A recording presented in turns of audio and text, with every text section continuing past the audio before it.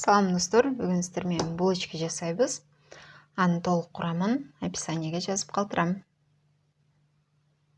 Идишке 2 жумуртканы чагып алабыз. Ага ванилин жана шекерди салып аралаштырып алабыз. Эми ага жылуу сливочный майды жана жылуу айранды коюп аралаштырып алабыз.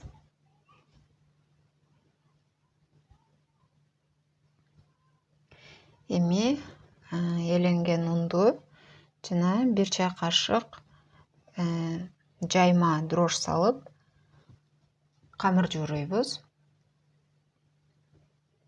Камырыбыз колго жабышпаган жумшак камыр болот. Целлофан менен жаап 1 саатка ачытканы коебуз. Камырыбыз даяр болду. Эми аны 2 бөлүккө бөлүп алабыз. 1 бөлүгүн алып коюп, экинчи бөлүгүн жука кылып жайып алабыз. 4-5 мм калыңдыкта кылып жаябыз. Эми аны мынтип ортосунан 4 сегментке бөлүп алабыз. Эми анын ар бирин дагы 3 бөлүккө бөлөбүз.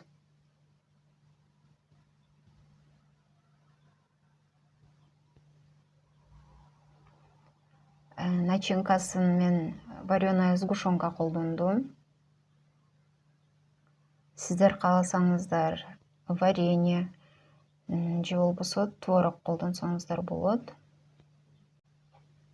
Эми мынтип варенка чыгып кетпегендей кылып жакшылап четин жабыштырып рогаликини ороп алабыз.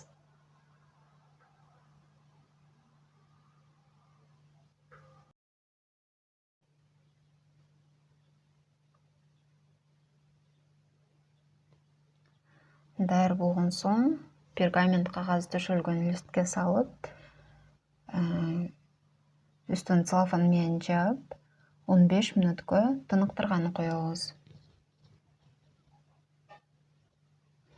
Бул учурда экинчи камырыбызды алып 8 бөлүккө бөлүп алабыз.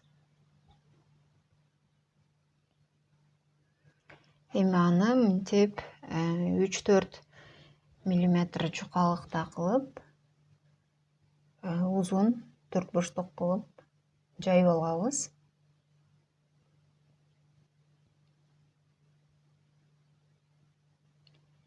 Эми анын үстүнкү бөлүгүнө варенканы салып, четин дагы жакшылап бекитип алабыз. Ал эми калган жагын бычак менен мынтип кесип алабыз. Эми жакшылап ороп чыгабыз.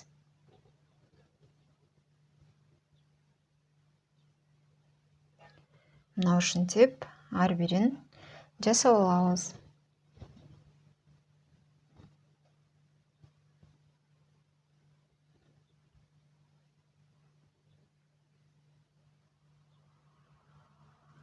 Арадан 15 мүнөт өттү. Эми булочкаларыбызды жумуртка менен майлап, үстүнө мак сээп, 180 градуста ысытылган духовкада 20-25 мүнөт бышырабыз. Мынакей биздин булочкаларыбыз даяр болду. Аябай жумшак, назик булочка болот. Сиздер да жасап көрүңүздөр. Видео жаккан болсо лайк басып, жакындарыңыз менен бөлүшүңүз.